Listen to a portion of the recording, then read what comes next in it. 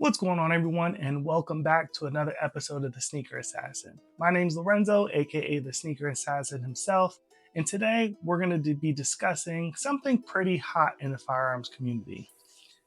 The P320, made by Sig, and its accidental discharges.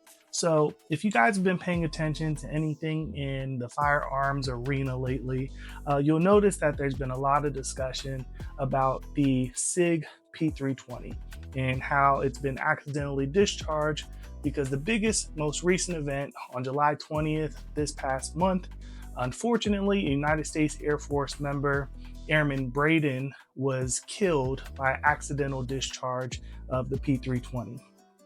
Now, there's over 100 cases that are currently open and being investigated about the SIG P320 and how it's accidentally discharging. Although we have had recent news about the specific Air Force case that the airman in particular who was with Airman Braden may have fudged his statement just a bit. So he recently was arrested for obstruction of justice, but there's still a lot of other cases that are open that are saying it still is a hazard. I did see a few videos.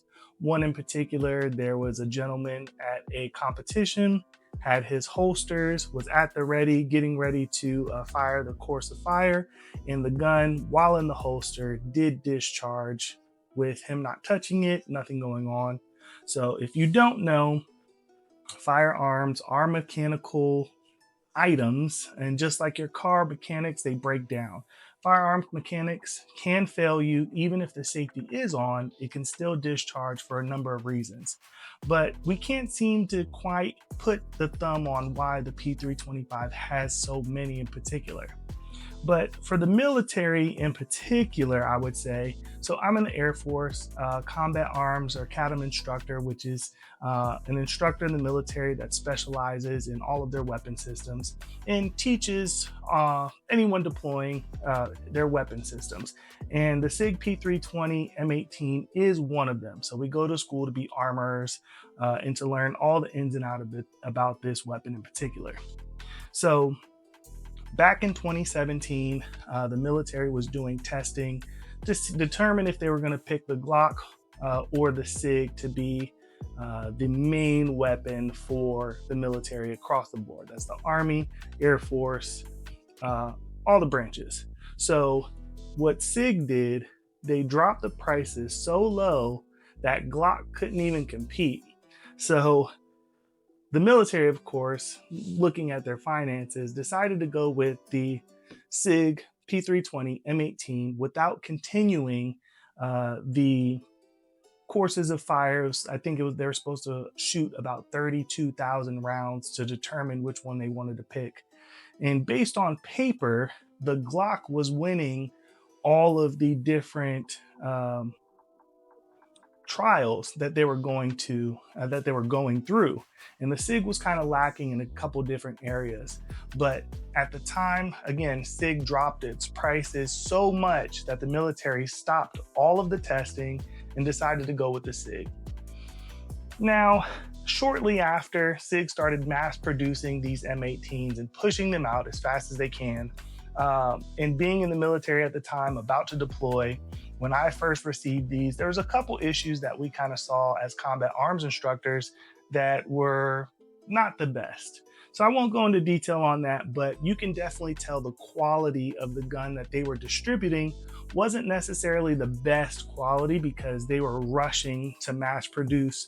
So a lot of the items were mismatched colors. Usually they come with different sight adjustments for their iron sights that you can put on.